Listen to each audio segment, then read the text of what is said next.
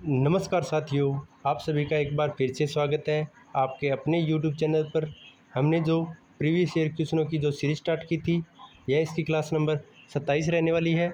अगर आपने इससे पहले वाली क्लासें नहीं देखी है तो नीचे डिस्क्रिप्शन में लिंक दिया है, वहाँ पर जाकर देख सकते हैं।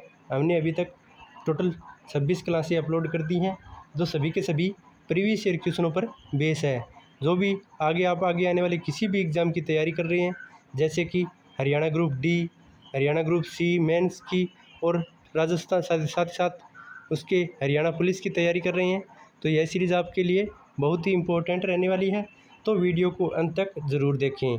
अगर आप चैनल पर नए हैं तो चैनल को सब्सक्राइब कर लीजिए और वीडियो पसंद आए तो वीडियो को लाइक भी कर लीजिए। तो चलिए आज की क्लास नंबर 27 की बात करेंगे और जानेंगे कि कौन कौन से इम्पोर्टेंट क्वेश्चन बनते हैं। तो चलिए बात करते हैं आज के पहले प्रश्न की। तो पहला प्रश्न है जिसमें पूछा है, सम्मा पर्यटन केंद्र हरियाणा के कौन से नगर में स्थित है। सम्मा नामक पर्यटन केंद्र की बात करें तो हरियाणा के कौन से स्थान पर स्थित है। तो आपके सामने 4 ऑप्शन हैं और इसके सही जवाब की बात करें तो इसका सही जवाब रहेगा ऑप्शन नंबर सी, हरियाणा के गुरुग्राम यानी गुड़गांव में सम्मा नामक पर्यटन स्थल स्थित है। तो सी इसका सही जवाब हो जाएगा। आगे बात कर लेते हैं अगले प्रश्न की। तो अगले प्रश्न में पूछा है, शाह कुली खां के द्वारा निर्मित आराम एक कोसर बाग कहाँ पर स्थित है। तो शाह कुली खां के द्वारा निर्मित आराम एक कोसर बाग की बात करें हरियाणा के कौन से स्थान पर स्थित है। तो इसका सही जवाब है ऑप्शन नंबर ए, हरियाणा के नारनौल में शाह आराम ए कोसर बाग, जो कि शाह कुली खां के द्वारा बनाया गया है, नारनौल महेंद्रगढ़ में स्थित है। तो ए इसका सही जवाब हो जाएगा। वहीं आगे बात करेंगे अगले प्रश्न की। तो प्रश्न नंबर 3 में पूछा है, सरस्वती नदी हरियाणा में कहाँ पर प्रवेश करती है। यानी सरस्वती नदी की बात करें तो हरियाणा में कौन से स्थान पर प्रवेश करती है। आपके सामने 4 ऑप्शन हैं और इसका सही जवाब की बात करें तो इसका सही जवाब रहेगा ऑप्शन नंबर डी, आदि बद्री से सरस्वती नदी हरियाणा में प्रवेश करती है। तो इसका सही जवाब हो जाएगा ऑप्शन नंबर डी, आदि बद्री से। चलिए आगे बात करेंगे अगले प्रश्न की। तो अगले प्रश्न में पूछा है, पांडु पिंडारा में किस तिथि को पूर्वजों का पिंडदान किया जाता है। यानी कौन सी तिथि को पांडु पिंडारा में पूर्वजों का पिंडदान किया जाता है। तो आपके सामने 4 ऑप्शन हैं और इसके सही जवाब की बात करें तो इसका सही जवाब रहेगा option number A, Somvati Amavasya को पूर्वजों के पिंडदान की प्रक्रिया जो कि पांडु पिंडारा स्थान पर की जाती है। तो ए इसका सही जवाब हो जाएगा सोमवती अमावस्या। चलिए आगे बात करेंगे नेक्स्ट प्रश्न की। तो नेक्स्ट प्रश्न में पूछा है, किस पवित्र सरोवर का पानी सतयुग से लेकर आज तक सूखा नहीं है। तो वह कौन सा सरोवर है जिसका पानी सतयुग से लेकर आज तक नहीं सूखा है। आपके सामने 4 सरोवर दिए हैं और इसका सही जवाब हो जाएगा ऑप्शन नंबर बी, पुंडरिक सरोवर, जिसका पानी सतयुग से लेकर आज तक सूखा नहीं है।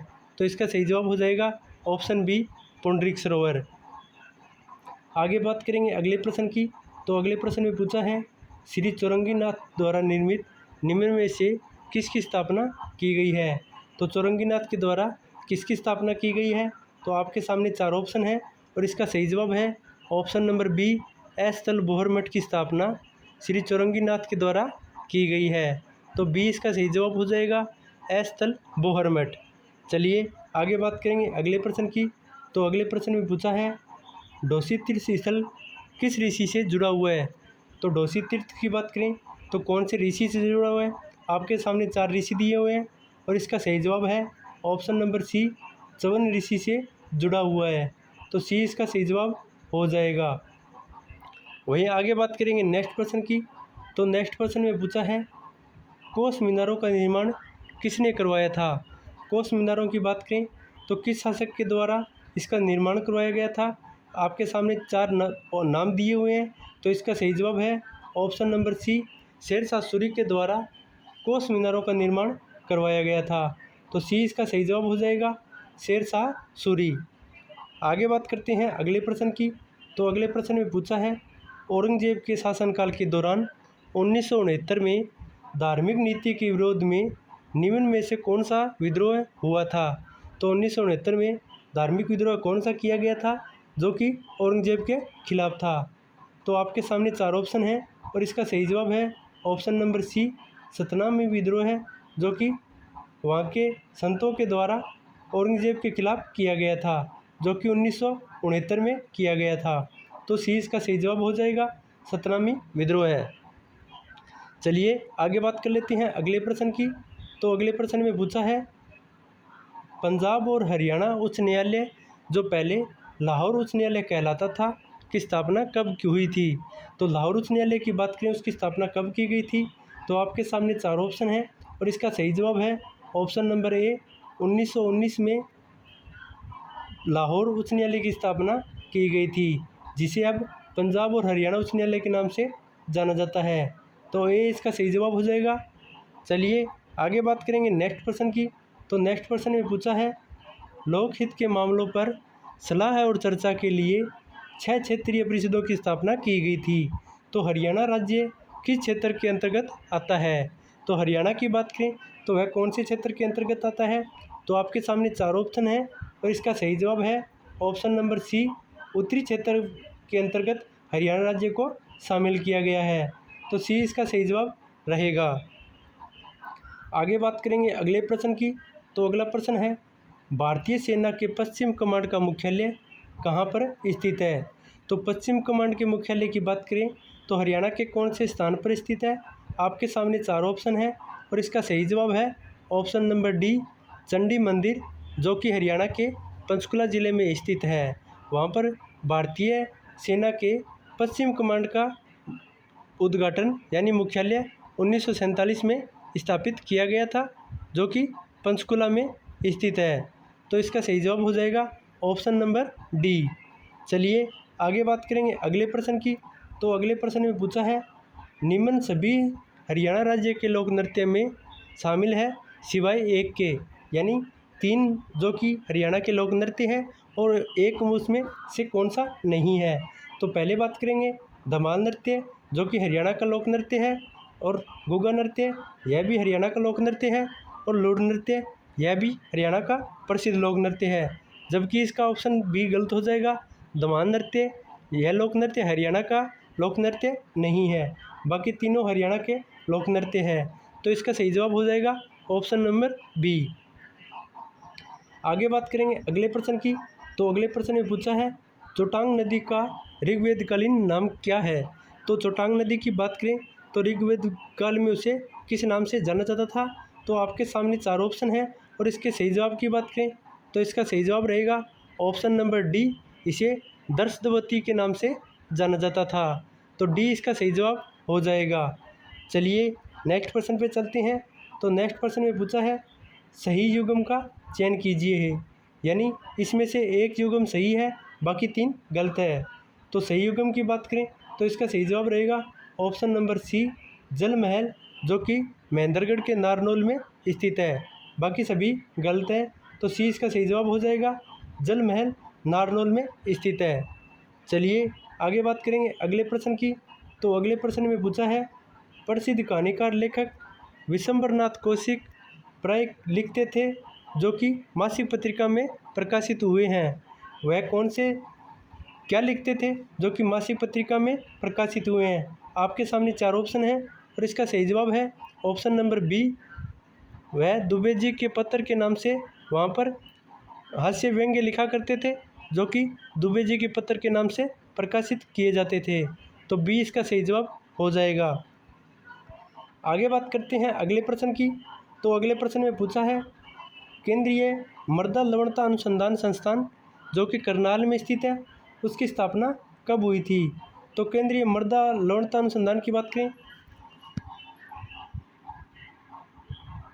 तो इसकी स्थापना कब की गई थी। आपके सामने 4 ऑप्शन हैं और इसका सही जवाब है ऑप्शन नंबर सी, 1978 में केंद्रीय मृदा लवणता अनुसंधान की स्थापना हरियाणा के करनाल ज़िले में की गई थी। तो सी इसका सही जवाब हो जाएगा। आगे बात करेंगे अगले प्रश्न की। तो प्रश्न नंबर 18 की बात करें तो इसमें पूछा है,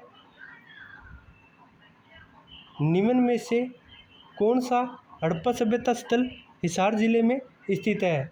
तो आपके सामने 4 ऑप्शन हैं तो इसका सही जवाब हो जाएगा ऑप्शन नंबर ए, जो कि बनावाली है जो कि हिसार ज़िले में स्थित है और यह हड़प्पा सभ्यता का भी एक स्थल है। बाकी सभी के सभी 12 हैं। यानी कालीबंगा की बात करें तो यह राजस्थान में स्थित है, वहीं लोथल की बात करें तो यह गुजरात में स्थित है और धोलावीरा भी यह भी गुजरात में स्थित है। बनावाली जबकि हरियाणा में स्थित है। तो इन सभी ऑप्शनों में सिर्फ 1 नंबर ऑप्शन ही सही जवाब रहेगा। वहीं आगे बात करें अगले प्रश्न की, तो अगले प्रश्न में पूछा है कुरु की राजधानी जो कि 16 महाजनपदों में से एक था। तो कुरु की बात करें तो उसकी राजधानी कौन सी थी? तो आपके सामने 4 ऑप्शन हैं और इसका सही जवाब है ऑप्शन नंबर ए इंद्रप्रस्थ, जिसे अब दिल्ली के नाम से जाना जाता है। यह कुरुओं की राजधानी मानी जाती है। तो ए इसका सही जवाब हो जाएगा। चलिए आगे बात करेंगे नेक्स्ट प्रश्न की। तो नेक्स्ट प्रश्न है तोशाम के एक बड़े पहाड़ पर भारत की एक कंपनी बहुमूल्य खनिज की खोज का काम कर रही है, उस कंपनी का नाम बताइए। तो वह कौन सी कंपनी है जो कि बहुमूल्य खनिजों की खोज कर रही है? तो आपके सामने 4 ऑप्शन हैं और इसका सही जवाब है option number C Hindustan Zinc Limited. वह एक प्रमुख कंपनी हो जाएगी जो कि तोशाम के पहाड़ पर बहुमूल्य खनिजों की खोज कर रही है। तो सी इसका सही जवाब हो जाएगा। आगे बात करते हैं अगले प्रश्न की। तो अगला प्रश्न है तोशाम तहसील में अलग प्रकार का पत्थर मिलता है, उसका नाम बताइए। यानी तोशाम तहसील में किस प्रकार का पत्थर पाया जाता है? तो आपके सामने 4 ऑप्शन हैं और इसका सही जवाब है ऑप्शन नंबर ए ग्रेनाइट नाम का पत्थर जो कि तोशाम तहसील में पाया जाता है। ए इसका सही जवाब हो जाएगा। आगे बात करेंगे अगले प्रश्न की। तो अगले प्रश्न में पूछा है हरियाणा का एकमात्र जिला जिसमें सबसे ज़्यादा वन है। हरियाणा का ऐसा कौन सा ज़िला है जहाँ पर सबसे ज़्यादा वन पाए जाते हैं? तो आपके सामने 4 ऑप्शन दिए हैं और इसका सही जवाब हो जाएगा ऑप्शन नंबर ए यमुनानगर ज़िले में सबसे ज़्यादा वन पाए जाते हैं। तो ए इसका राइट आंसर हो रहेगा। आगे बात करेंगे अगले प्रश्न की। तो अगले प्रश्न में पूछा है भारत की प्राचीनतम पर्वत श्रृंखला कौन सी है? तो भारत की सबसे प्राचीन पर्वत श्रृंखला की बात करें तो वह कौन सी है? आपके सामने 4 ऑप्शन हैं और इसका सही जवाब है ऑप्शन नंबर ए अरावली पर्वत जो कि सबसे प्राचीन श्रृंखला में मानी जाती है। तो बी इसका सही जवाब हो जाएगा। वहीं आगे बात करेंगे नेक्स्ट प्रश्न की। तो नेक्स्ट प्रश्न में पूछा है हरियाणा में Haryana non biodegradable garbage act कौन से सन में लागू किया गया था? तो बायोडिग्रेडेबल गार्बेज की बात करें तो हरियाणा में कब लागू किया गया था? तो आपके सामने 4 ऑप्शन हैं और इसका सही जवाब है ऑप्शन नंबर सी 1998 में हरियाणा नॉन बायोडिग्रेडेबल गार्बेज की एक्ट की स्थापना की गई थी। तो इसका सही जवाब हो जाएगा ऑप्शन नंबर सी 1998 में। वहीं आगे बात करेंगे नेक्स्ट प्रश्न की। तो नेक्स्ट प्रश्न है 1857 की क्रांति के समय सांपला आसोदा रियासत का नवाब कौन था? तो आपके सामने 4 ऑप्शन है और पूछा है सांपला और आसोदा रियासत का नवाब कौन था? तो आपके सामने 4 ऑप्शन है और इसका सही जवाब है ऑप्शन नंबर ए अलाई बख्श जो कि 1857 की क्रांति के समय सांपला और आसोदा रियासत के नवाब थे। तो ए इसका सही जवाब हो जाएगा। अगले प्रश्न की बात करें तो इसमें सूची 1 का सूची 2 से मिलान करना है। पूछा है लाला मुरलीधर कस्सन कौन से स्थान से संबंध रखते थे? तो इसका सही जवाब हो जाएगा ऑप्शन नंबर ए पलवल ज़िले से संबंध रखते थे। वहीं अल्ताफ़ हुसैन हाली की बात करें तो वह भी पानीपत ज़िले से संबंध रखते थे। आगे बात कर लेते हैं आगे कौन से महान व्यक्ति दिए हुए हैं। तो पंडित नेकीराम शर्मा की बात करें तो उनका संबंध रोहतक ज़िले से हो जाएगा। वहीं पंडित राम शर्मा की बात करें तो उनका संबंध झज्जर ज़िले से हो जाएगा। तो सही सूची का मिलान करें तो इसका राइट आंसर हो जाएगा ऑप्शन नंबर डी 1 2 3 4 जो उनके सामने दिए हुए हैं वो बिल्कुल सही है। वहीं आगे बात करेंगे अगले प्रश्न की। तो अगले प्रश्न में पूछा है निम्न में से किसने जमींदारा लीग की स्थापना की थी? तो जमींदारा लीग की बात करें तो स्थापना किसके द्वारा की गई थी? तो आपके सामने 4 ऑप्शन हैं और इसका सही जवाब है option number A sir Chhotu Ram के द्वारा जमींदारा लीग की स्थापना की गई थी। तो ए इसका सही जवाब हो जाएगा। चलिए आगे बात करेंगे नेक्स्ट प्रश्न की। तो नेक्स्ट प्रश्न में पूछा है चांद मासिक पत्रिका में दुबे के नाम से हास्य व्यंग्य कौन लिखा करते थे? तो दुबे के नाम से हास्य व्यंग्य कौन लिखा करते थे? आपके सामने 4 ऑप्शन हैं और इसकी सही जवाब की बात करें तो इसका सही जवाब रहेगा option number A. Vishambarnath Kaushik के द्वारा चांद मासिक पत्रिका में दुबे के नाम से हास्य व्यंग्य लिखा करते थे। तो ए इसका सही जवाब हो जाएगा। वहीं आगे बात करेंगे नेक्स्ट प्रश्न की। तो नेक्स्ट प्रश्न में पूछा है, वर्ष 2014-15 के दौरान स्थिर मूल्यों पर राज्य के सकल घरेलू उत्पाद में सर्वाधिक योगदान किस क्षेत्र का है? तो जीडीपी में सबसे ज़्यादा योगदान कौन से क्षेत्र के द्वारा दिया जाता है, जो कि 2014-15 के अनुसार? तो आपके सामने 4 ऑप्शन है और इसका सही जवाब है ऑप्शन नंबर डी, तृतीय क्षेत्र के द्वारा सबसे ज़्यादा उत्पादन के योगदान दिया गया है। तो सी इसका सही जवाब हो जाएगा। आज के अंतिम प्रश्न की बात करें तो इसमें पूछा है, सूची 1 का सूची 2 से मिलान करना है। पहले की बात करें सूर्यकुंड, तो यह बिलासपुर में स्थित है। वहीं पुंडरिक सरोवर की बात करें तो यह पुंडरिक में स्थित है। वहीं देवसर की बात करें तो यह भिवानी में स्थित है। वहीं कालेश्वर महादेव मठ की बात करें तो यह कलेश्वर में स्थित है। तो इसका सही मिलान हो जाएगा ऑप्शन नंबर सी, 4, 3, 2, 1। तो इसका राइट आंसर हो जाएगा ऑप्शन नंबर सी। तो यह था आज का प्रैक्टिस सेट नंबर 27, जिसमें हमने टोटल 30 क्वेश्चनों को सोल्व किया है, जो कि सभी के सभी प्रीवियस ईयर क्वेश्चन है, जो कि आपके आगे आने की पूरी संभावना है। तो अगर वीडियो पसंद आई है तो वीडियो को लाइक करें और साथ ही साथ कमेंट में बताएं कि वीडियो कैसी लगी। तो मिलते हैं एक नई वीडियो के साथ, तब तक के लिए चैनल के साथ बने रहें। धन्यवाद।